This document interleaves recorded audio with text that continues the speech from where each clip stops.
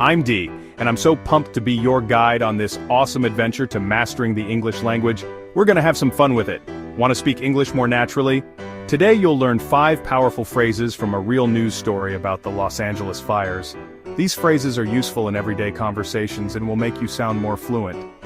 Don't forget to read along out loud. Let's get started.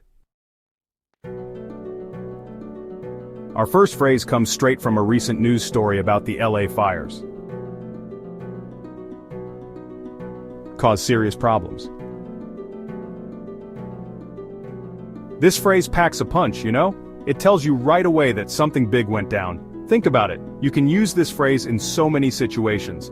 Let's say your internet crashed right before an important Zoom meeting. Boom! The internet crashing caused serious problems for my meeting. Or maybe your train got delayed, making you late for a date. The train delay caused serious problems, and I ended up being super late. See, it works like a charm. And hey, if you want to switch it up, try led to major issues instead. The delay led to major issues with the project, or the flood led to major issues for local businesses. Alright, our next phrase is all about dedication. Worked very hard. Now, this one might seem simple, but trust me, it's a powerhouse. Imagine you aced a really tough exam. You can proudly say, I worked very hard to prepare for that exam. Or maybe you just finished a huge project at work. I worked very hard on that project, and I'm really proud of the results. And hey, if you want to sound even more impressive, try swapping it out with, put in a lot of effort. He put in a lot of effort to learn English. Or, they put in a lot of effort to clean the park. It's like leveling up your English game. Remember, the key here is to own it. Say it with confidence and people will know you mean business.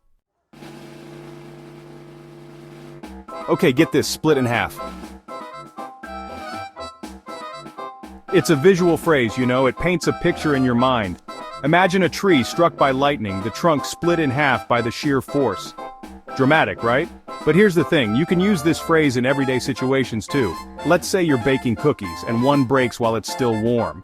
Oops, the cookie split in half when I took it out of the oven. Or maybe you're telling a story about a funny mishap, like accidentally ripping your pants. I bent over, and my pants split in half. It was mortifying. And hey, if you're feeling adventurous, try broke into 2 pieces. It's like the cool cousin of split in half. The plate broke into 2 pieces.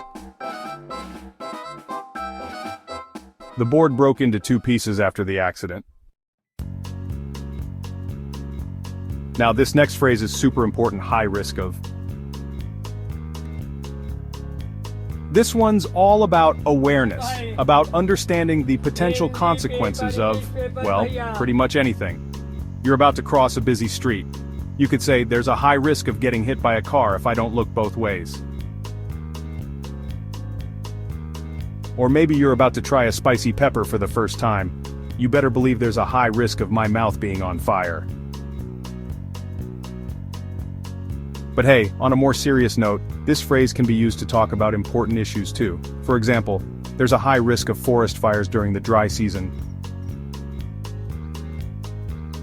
See, it's a versatile phrase that can be used in a ton of different situations. And for all you overachievers out there, try using great chance of instead.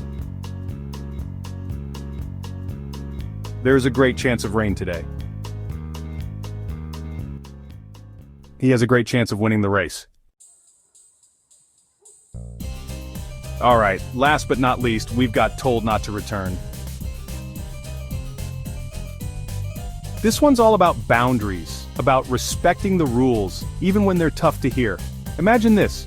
You're at a library, and you accidentally spill your coffee on a super old, super valuable book. The librarian might say, I'm sorry, but you're being told not to return.